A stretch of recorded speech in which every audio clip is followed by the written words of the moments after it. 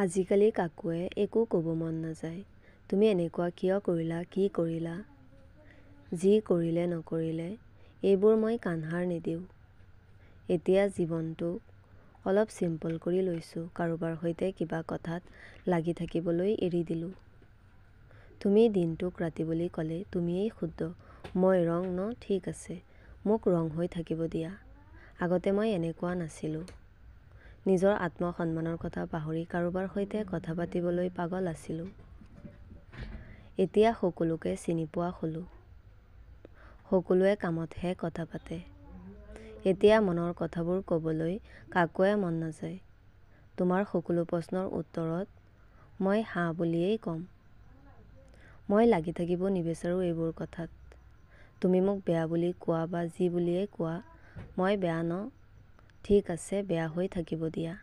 তুমি ভাল হৈ থাকা।